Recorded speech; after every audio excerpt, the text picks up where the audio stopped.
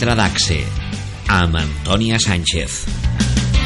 Un día más nos encontramos en la ventana de AXE. Hoy hablaremos de testamentos y en el espacio de la abogada Sonia Álvarez, directora del despacho LEC PCN, especialista en Derecho de Familia Internacional y Nacional, Divorcios y Herencias. Bienvenida.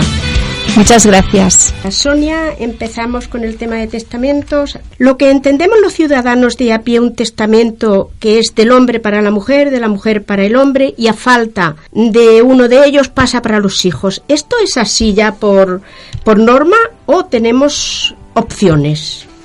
Mira, un testamento es un acto de voluntad, de manera que lo organizamos como veamos mejor. Lo que me has explicado sí que suele ser así habitualmente, pero cuando tenemos el caso de que somos divorciados o tenemos hijos de un primer matrimonio o tenemos hijos con una primera esposa o con un primer esposo y un segundo, o tenemos un hijo con necesidades especiales, suele ser aconsejable pensar un poco cómo queremos organizarlo. De manera que siempre el automatismo igual no es lo mejor. ¿Qué puntos he de tener en cuenta a la hora de redactar mi testamento?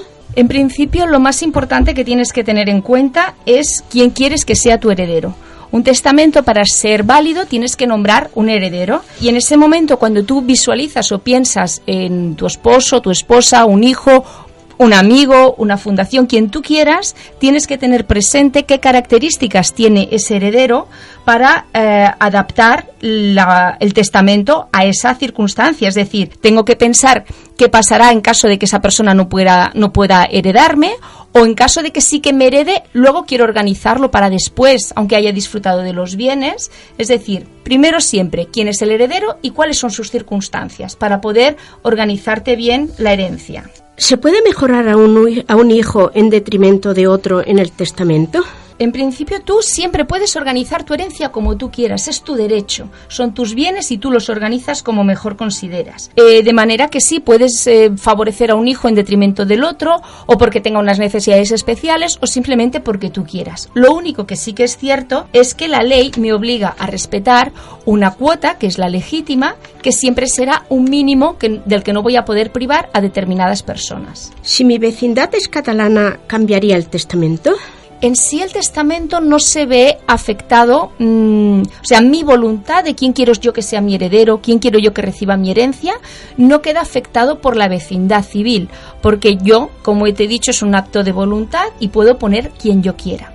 Lo que sí que afecta el hecho de si soy vecindad catalana o no lo soy es a la hora de las legítimas, que ya explicaremos quizá en otra oportunidad que tengamos en qué consiste. Pero en líneas generales no hay una mayor afectación. ¿Un conflicto familiar por ausencia de testamento se puede solucionar mediante la mediación? No solo es que se pueda solucionar, sino que en la medida de lo posible es aconsejable acudir a mediación. Ahora bien, mediación no a cualquier precio, mediación realizada con unos buenos profesionales, unos profesionales serios que nos den la confianza personal de que van a ser objetivos. Y la mediación es muy útil porque es una solución extrajudicial de los conflictos, que si se hace bien hecha por los profesionales serios y rigurosos, ayuda a empoderar a las partes para que no haya vencedores ni vencidos, sobre todo en un tema tan triste como puede ser una herencia que nace de la pérdida de seres queridos. Aquí le podríamos aplicar esa leyenda que hay por ahí que dicen: si buscas un buen abogado, que sea para prever y no para defender.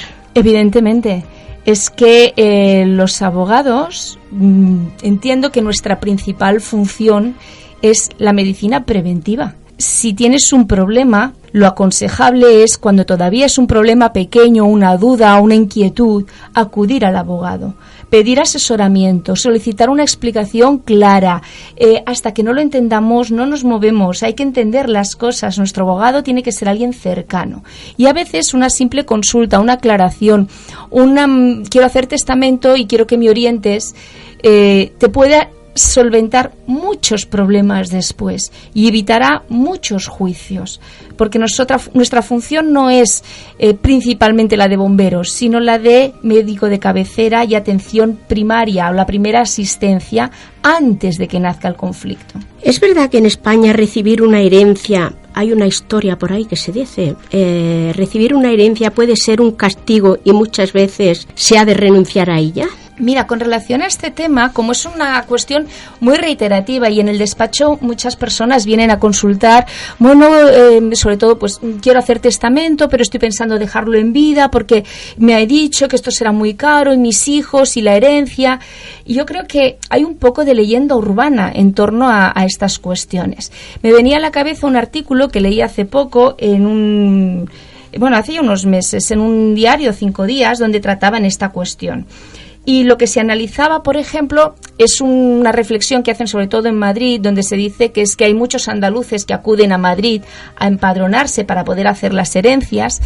En el diario lo que comentaban es que si esto fuera así, según el Instituto Nacional de Estadística, si se empadronaran 40.000 andaluces cada año en Madrid por el tema de herencias, en 4 o 5 años la población de Cádiz estaría empadronada en Madrid. Si se mira el Instituto Nacional de Estadística, se ve que de los madrileños que se empadronan en Andalucía a los andaluces que se empadronan en Madrid hay un decalaje mínimo. Y en realidad en el estudio se iba haciendo un poco una comparativa y se analizaba que en el 2007, cuando todavía no había crisis y los impuestos de sucesiones eran más altos, solo se rechazaba un 3% de las herencias. Con lo cual, la conclusión a la que se llegaba es que en realidad el tema no viene por el impuesto, sino por el hecho de que muchas herencias son de inmuebles.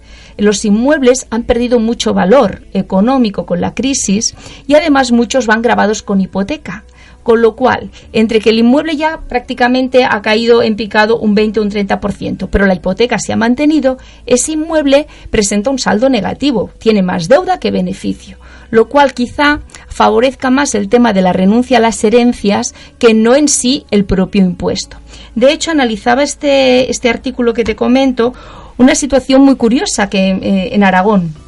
Y es que en Aragón, que es de las comunidades que tiene el impuesto más elevado, solamente se renuncia en torno a un 7%. Y la pregunta es, ¿por qué viene esta circunstancia? Esto parece ser que nace del hecho de que en Aragón, en la aceptación de herencia solo pagas las deudas con los bienes que has recibido, no te afecta a los tuyos propios. Por eso muchos aragoneses no tienen problema en aceptar la herencia y hasta donde llegue, con el bien que reciben, pagan. Y si hay más deuda, no se liquida, no te ataca a tu propio patrimonio. Entonces esa argumentación me parecía bastante sensata. Muy bien, pues Sonia, un día más te damos las gracias por tu información y que seguro que nos es beneficiosa y nos pones en alerta de lo que nos puede venir o no nos puede venir. Muchas gracias y hasta la próxima. Gracias a vosotros.